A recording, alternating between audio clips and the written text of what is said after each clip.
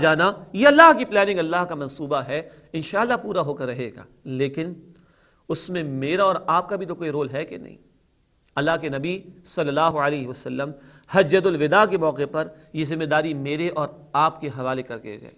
قرآن بھی اس ذمہ داری کی ادائیگی کی طرف توجہ دلاتا ہے۔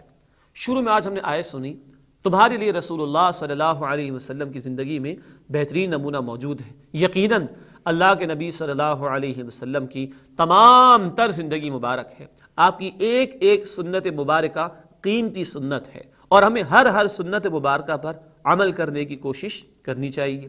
لیکن ہم یہ بھی جانتے ہیں اور مانتے ہیں اور کہتے بھی ہیں کہ نیور سیٹل فار دا لیس، خوب سے خوب تر کی تلاش ہونی چاہیے۔ تو آئیے نا اللہ کے رسول کی زندگی میں بھی دیکھیں وہاں بیسٹ کیا تھا، بہترین کیا چیز تھی، 23 برس کی جد و جہد کیا تھی، 23 برس کا مشن کیا تھا، 23 برس کا کام کیا تھا، جس کے نتیجے میں کانٹے اور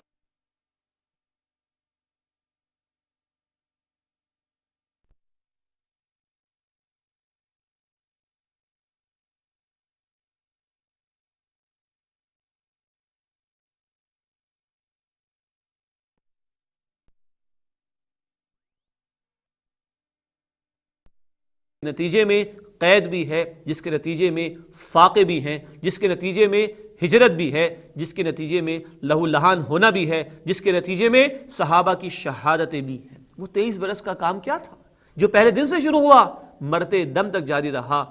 وہ نیور سیٹل فار دا لیس والی بات سنت میں کیا ہے؟ وہ دو رخ ہے آپ صلی اللہ علیہ وسلم کی حیات مبارکہ کے۔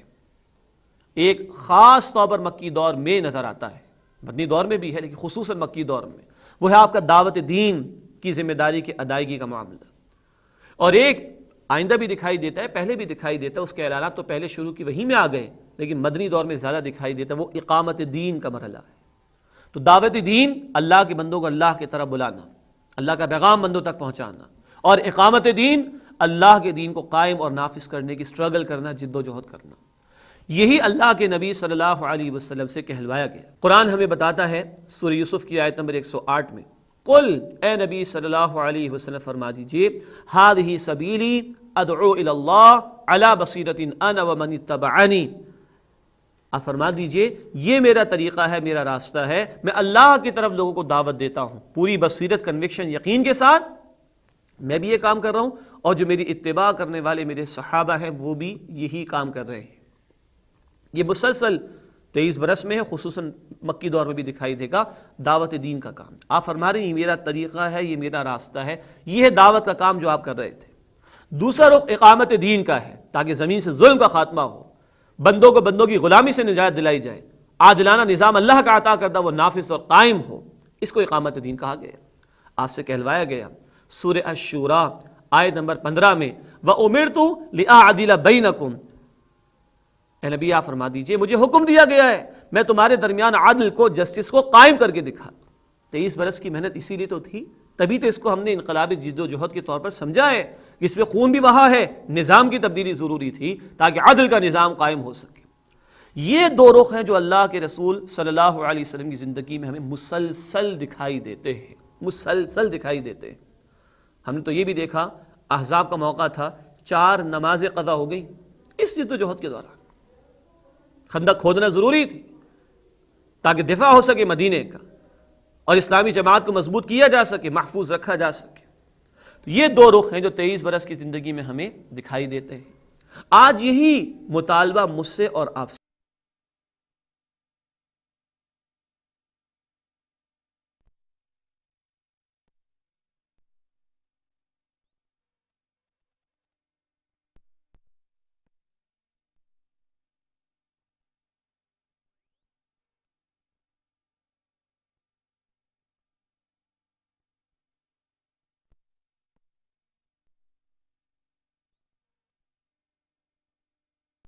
سے اور آپ سے بھی ہے۔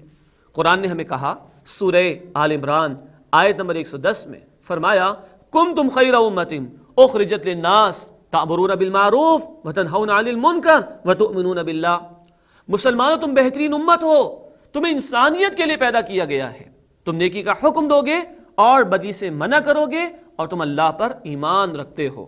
غور فرمائیے ہم کتنے خوش نصیب ہیں، اللہ ہمیں کہہ رہے تم بہترین امت ہو، لیکن بہترین کب ہو؟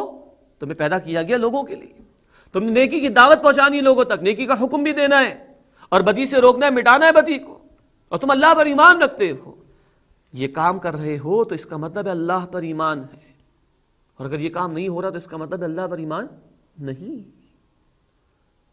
ہم مانتے ہیں نا کہ نبوت ختم ہو گئی نبی صلی اللہ علیہ وسلم پر، تو اب یہ کام کون کرے گا؟ یہ مجھے اور آپ کو کرنا ہے۔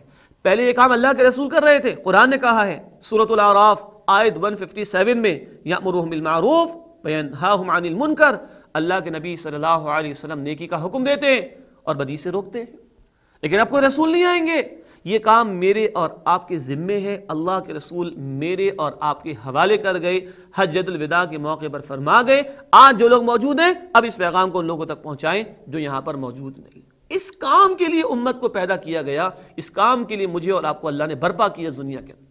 یہ ایک رخ دعوت دین کا، اب ہمارے کاندھوں، دوسرا رخ اقامت دین کا، دین کو نافذ کرنے کا، وہ بھی ہمارے کاندھوں پر۔ قرآن نے ذکر کیا سورہ الشورى آیت نمبر 13 میں 5 جلیل القدر رسولوں کا بیان پہلے آیا ہے، فرمایا ہے نوح علیہ السلام کے متعلق، نبی صلی اللہ علیہ وسلم کے متعلق، ابراہیم علیہ السلام کے متعلق، موسیٰ علیہ السلام کے متعلق، عیسیٰ علیہ السلام کے متعلق، شرع لکم من الدین، مسلمانوں تمہیں بھی دین کے معاملے میں وہی حکم دیا جا رہا ہے جو ان 5 رسولوں کو دیا گیا تھا۔ وہ کیا ہے؟ اقیموا الدین ولا تتفرقوا فیہ، دین کو قائم کرو، اسٹیبلش کرو، نافذ کرو، اور اس بارے میں کسی تفرقے میں مبتلا نہ ہو جاؤ۔ ایگزیکٹلی وہی 2 باتیں جو اللہ کے رسول کر رہے تھے، دعوت دین کا کام اور دین کو قائم کرنے کا، اقامت دین کا کام، وہ آج اس امت کے کاندھوں پر ہے۔ تم بہترین امت ہو، تمہیں لوگوں کے لیے پیدا کیا گیا، تم نیکی کا حکم دو گے، بدی سے منع کرو گے۔ 5 رسولوں کو جو حکم دیا گیا وہ تمہیں دیا جا رہا ہے، دین کو قائم کرو، اس بارے میں تفرقے میں مبتلا نہ ہو جاؤ۔ یہ ہے وہ نیور سیٹل فار دا لیس والی بات کہ 23 برس کا اسوہ کیا ہے اللہ کے رسول صلی اللہ علیہ وسلم کا، 23 برس کی محنت کیا ہے اللہ کے رسول صلی اللہ علیہ وسلم کی، وہ ہمارے سامنے۔ کیا ملے گا اگر یہ کام ہم کریں؟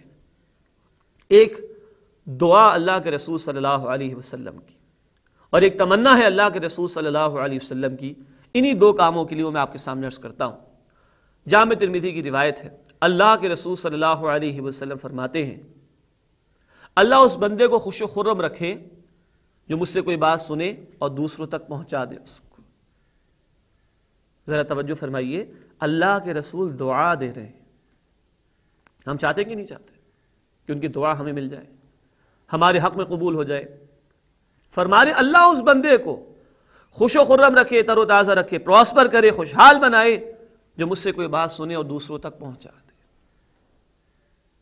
اور دوسری تمنا ہے اللہ کے نبی صلی اللہ علیہ وسلم کی، مصنف ابن ابی شیبہ میں ایک حدیث کی کتاب ہی ذکر آیا، اللہ کے نبی صلی اللہ علیہ وسلم نے فرمایا، اے کاش میری ملاقات میرے بھائیوں سے ہو جائے، اے کاش میری ملاقات میرے بھائیوں سے ہو جائے۔ اور یہ جملہ آپ نے کہا صحابہ کی موجودگی میں۔ صحابہ پریشان، یا رسول اللہ کیا ہم آپ کے بھائی نہیں؟ کیا کچھ قربانیاں دی تھی صحابہ نے، کیا ہم آپ کے بھائی نہیں؟ فرمایا کہ ہاں تم تو میرے بھائی ہو، لیکن میری مراد اس قوم سے ہے، ان لوگوں سے جو تمہارے بعد آئیں گے۔ اے میرے صحابہ، مجھ پر ایمان لائیں گے جیسے تم ایمان لائے ہو، میری تصدیق کریں گے جیسے تم نے تصدیق کی، اور میری مدد کریں گے جیسے میرے صحابہ تم نے میری مدد کی۔ اے کاش میری ملاقات میرے بھائیوں سے ہو جائے۔ آپ نے غور فرمایا، اللہ کے نبی ملنا